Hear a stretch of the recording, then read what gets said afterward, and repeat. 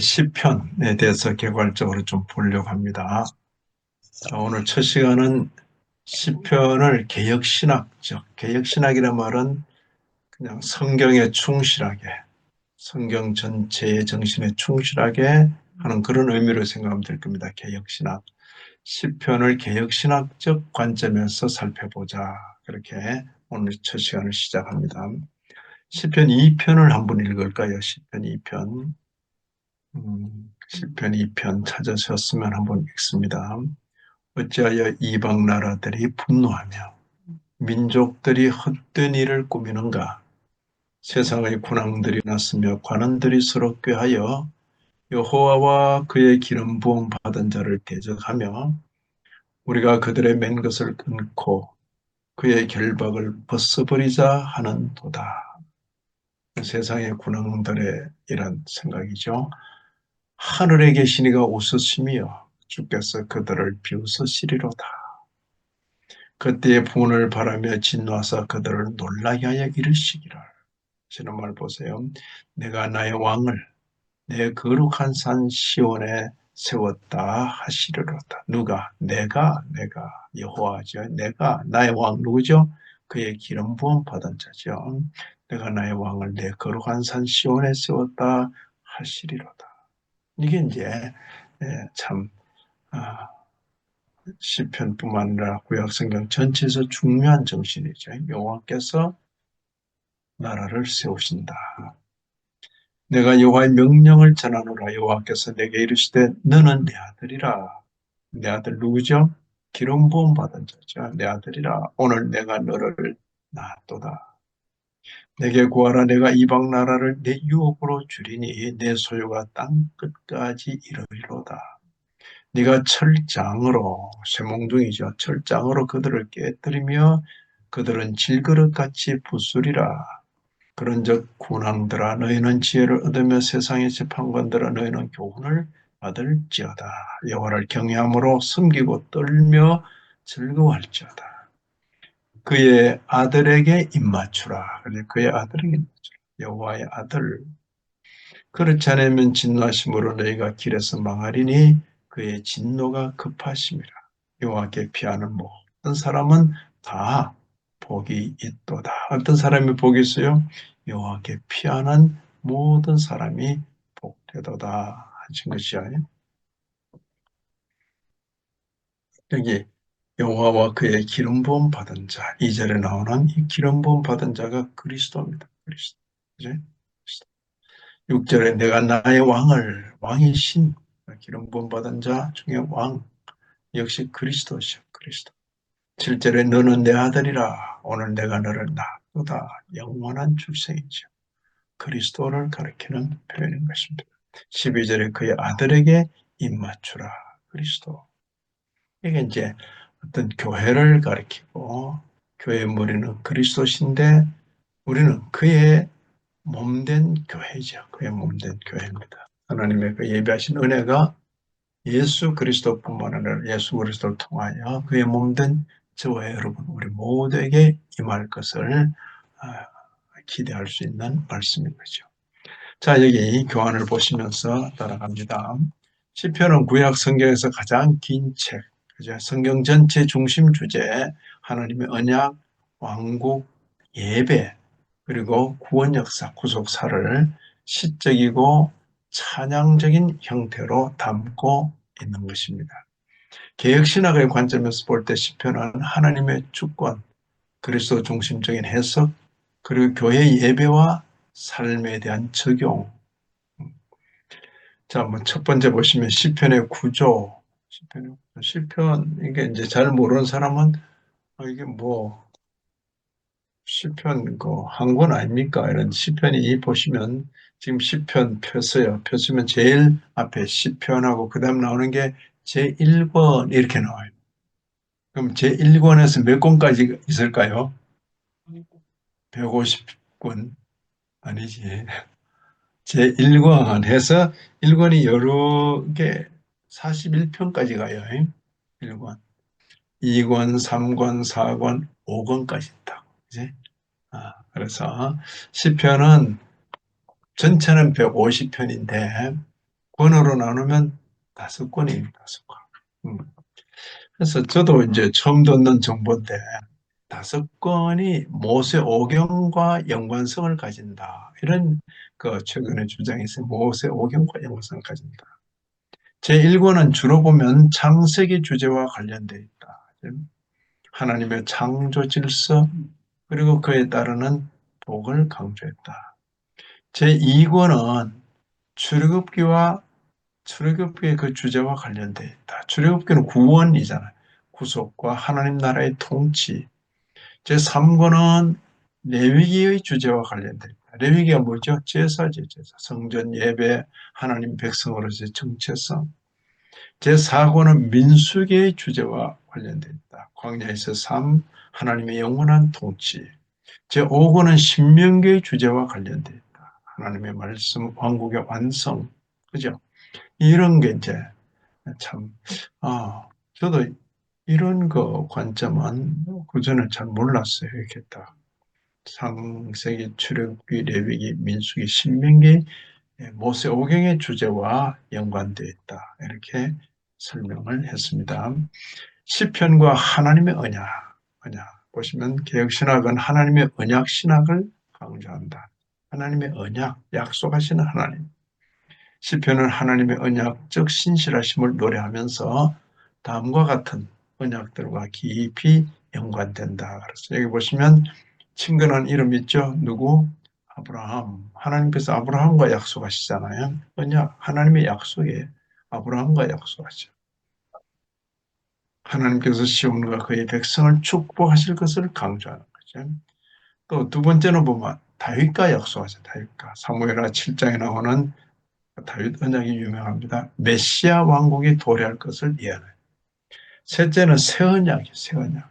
예레미야 31장에 나오는 것인데 시편 51편에도 나오는 거죠. 하나님의 백성과의 영적 교제를 예견하고 있어요.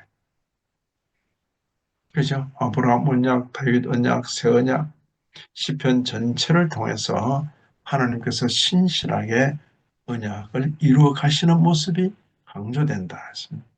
그리고 이 언약은 예수 그리스도 안에서 성취된다. 이게 구속사죠. 구속사.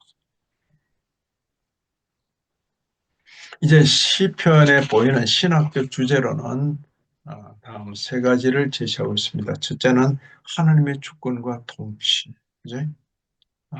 위에 제1권에서 창세기의 주제와 관련된다 했죠.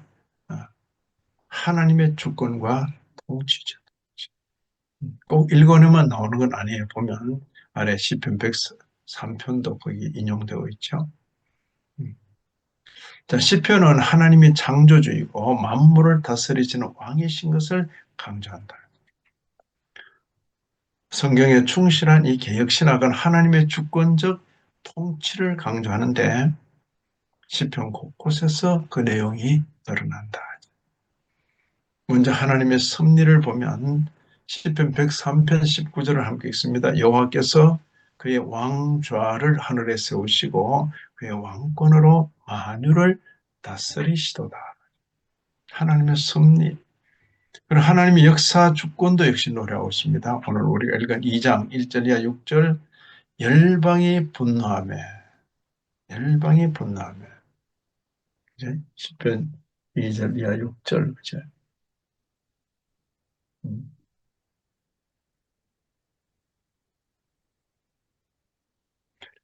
내가 나의 왕을 시온 나의 거룩한 산에 세웠다 하시리로다. 그죠? 음. 됐습니까? 그 다음 나오는 하나님의 주권과 통치 다음 주제는 메시아 예언 그리고 이 메시아 예언은 그리스도 중심적으로 해석해야 된다는 것이죠. 개혁신학은 성경을 그리스도 중심적으로 해석합니다. 그리스도 중심적이라는 표현은 신학적인 표현인데 영어로 보면 크리스토 그리고 센타라는 중심이죠. 그래서 그리스도 센트릭 그렇게 여러분 전문 신학적인 용어예요. 그리스도 중심적으로 해석. 시편은 예수 그리스도를 예언하는 대표적인 책이다. 시편은 구약인데 무슨 예수 그리스도 이렇게 성경 읽으면 참 아직 성경을 잘 모르는 거예요. 시편을 읽으면서 예수 그리스도를 거기서 볼 수 있어야죠. 신약 저자들도 시편을 통해서 그리스도를 해석하는 것입니다. 자, 예를 들어서 시편 2편에 나오는 너는 내 아들이라 하는 이 표현을 벌써 사도행전 신약이죠. 13장 33절에서 이미 적용하고 있어요. 너는 내 아들이라. 사도의 설교에 바로 시편 2편이 등장하는 거죠. 이게 이제 신약 저자들이 시편을 보는 그런 거. 또 시편 22편 10절에서 고난이 거기 기록되어 있는데 마태복음 27장 46절에 바로 시편을 예수님께서 인용하시는 거죠. 시편을 인용해서 엘리 엘리 라마 사박다니 그렇게 또 시편을 그대로 나의 하나님 어찌하여 나를 버리셨나이까. 시편 110편에는 너는 멜기세덱의 반차를 쫓아 영원한 제사장이라 이런 표현이 있어요. 이 히브리서 5장 6절에 적용하고 있는 거죠. 그래서 이 신약의 저자들도 시편에서 예수 그리스도와 인권시키는 그런 면을 분명히 보고 있는 것입니다. 예수님께서는 부활 후에 엠마오로 가는 두 제자에게 이 시편, 그러니까 모세의 글과 할 때, 모세의 글과 했을 때 그거는 모세오경이죠. 그리고 선지자들의 글과 했을 때 구약에 그 많은 선지자들이 기록한 그 선지서를 비롯해서 역사서가 있잖아요. 그리고는 시편에 그래서 나를 가리켜 기록한 것이 응하게 하려 하십니다.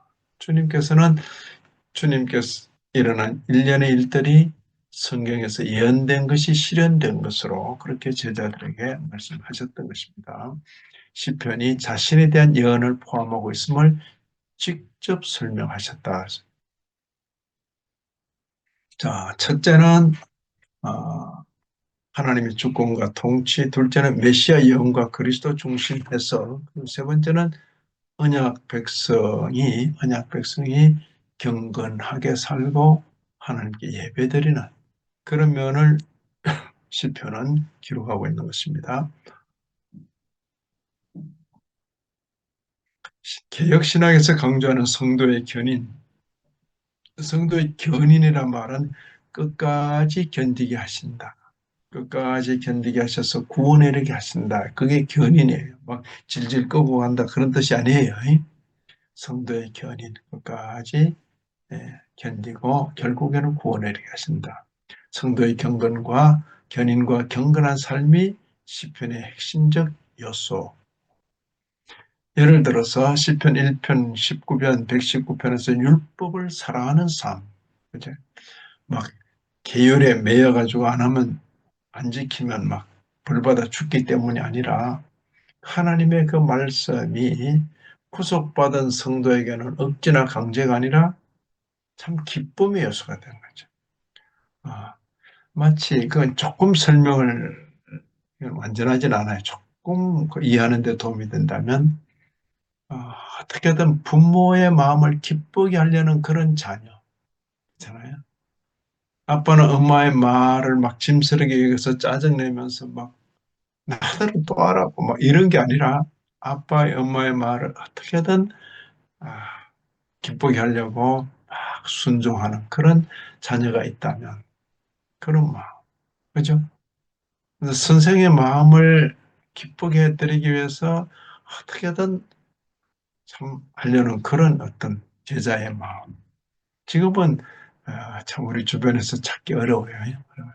뭐 직장이나 뭐 예를 들어 서비스 센터에서도 결국은 그 진정으로 고객의 마음을 이렇게 좋게 하기 위해서가 아니라 자기에게 돌아올 유익을 위해서 그렇게 하는 것이 되어버리니까 모든 그 진실된 그런 행위조차도 무슨 속셈이 있지 않을까 의심받는 이런 시대에 우리가 살고 있는 겁니다.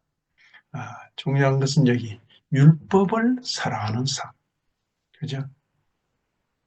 율법이란 그 단어가 주는 것은 정죄하는 거니까, 아, 율법을 사랑할 수 있을까가 아니고, 근데 그 율법에 의해서 정죄를 받고 죽임을 선언받았으나, 우리 주님 예수 그리스도께서 대속해서 우리를 구해 주셨기 때문에, 이제 율법이 더 이상 나를 정죄하지 못하니까. 아, 그럼에도 우리에게 율법이 필요합니까? 예. 어떻게 하나님을 기쁘시게 하며 살까? 생각을 어떻게 하나님을 기쁘시게 하며 살까 할 때에 하나님의 말씀에 따라 그 율법이죠.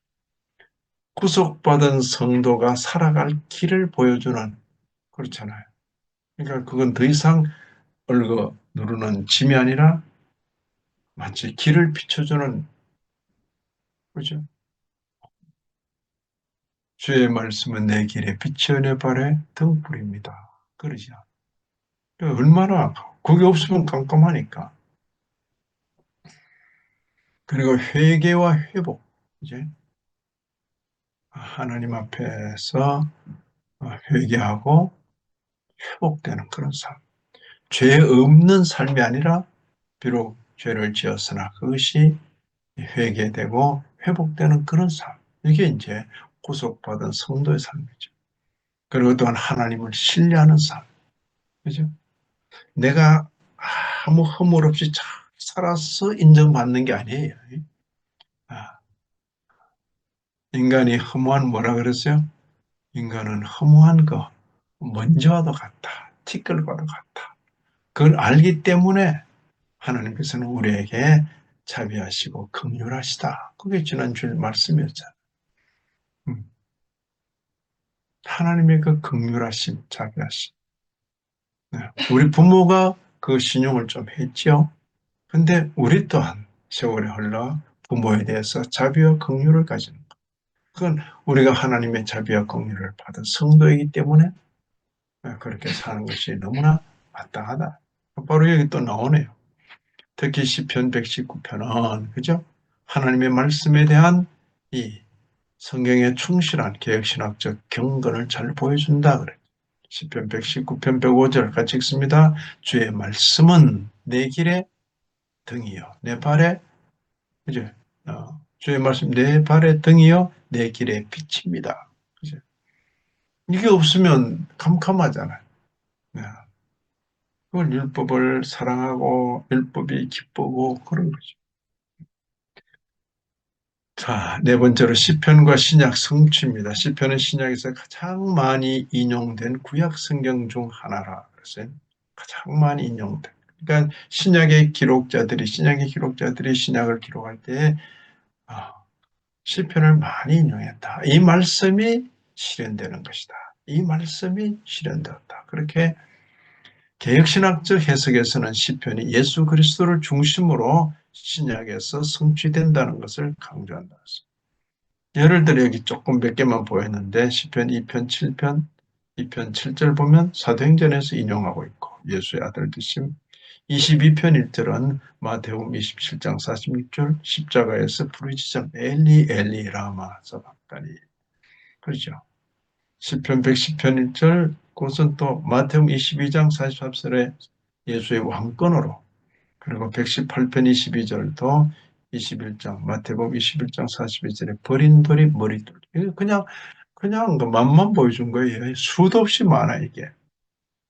그래서 시편이 단순한 찬양집이 아니라 신구약 전체를 관통하는 구원 역사를 보여준다. 그게 이제 시편의 중요한 거죠. 그래서 이런 면이 이런 면을 볼 수 있어야 이제 성경 좀 읽는다 이렇게 표현할 수 있어요. 그렇지 않으면 그냥 너무나 단순하고 피상적으로 이런 거죠. 마지막입니다. 시편의 예배 적용 예배죠. 개혁신학은 시편이 공적 예배에서 중요한 역할을 한다고 강조하는 거예요. 칼뱅은 시편은 성도의 영혼을 위한 찬송가. 예배에서 시편을 부르는 것이 교회의 중요한 전통이 되어야 한다. 그렇게 얘기했던 것입니다.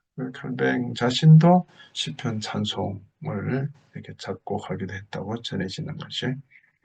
자, 시편은 개인과 공동체의 기도 모범이기도 하고 시편은 고난 중에 위로와 격려를 주기도 한다. 그래서 목회적 적용도 가능한 것입니다. 자, 말씀을 마무리하겠습니다. 개혁신학적 관점에서 성경에 충실한 그런 관점에서 보면 시편은 이처럼 하나님의 주권, 그리스도 중심적 해석, 언약, 신학, 그리고 성도의 경건한 삶 등의 핵심적 요소를 잘 담고 있다. 그죠? 그래서 세월이 흘러서 시편을 이렇게 묵상하는 것도 참 좋은 일입니다. 지금 요즘 우리 시편 전반부를 그것도 뛰어넘어서 읽기 때문에 좀 아쉬움이 많아요. 그럼에도 또 시편만 계속 붙들고 있을 수도 없잖아요. 근데 이렇게 시편을 묵상하는 건 참 좋은 일입니다. 특히 그리스도 중심적 해석을 통해서 시편이 단순한 찬양집이 아니라 국속사의 일부다. 신약에서 예수 그리스도를 통해서 이 내용들이, 예언된 내용들이 성취된다는 것. 그게 이제 개혁신학이 시편 해석을 할 때 아주 중요한 하나의 관점이죠. 시편은 이처럼 단순한 옛노래가 아니라 오늘날 교회가 신앙과 예배 속에서 지속적으로 묵상하고 활용해야 할 그런 신학적, 목회적 본물이다. 그렇게까지 지금 말하는 것입니다. 아무쪼록 5월 한 달 동안도 시편 앞부분을 읽는데 또 이제 가을철에 아마 시편 뒷부분을 또 읽을 기회가 있으리라 생각합니다. 아무쪼록 시편을 읽어가면서 지금 잠시 들은 이런 안목도 가지게 되기를 진심으로 기원합니다. 하나님 아버지 허락하신 복음 가슴에 담고 우리의 남은 날을 살게 하여 주옵소서. 예수님 이름으로 기도합니다. 아멘.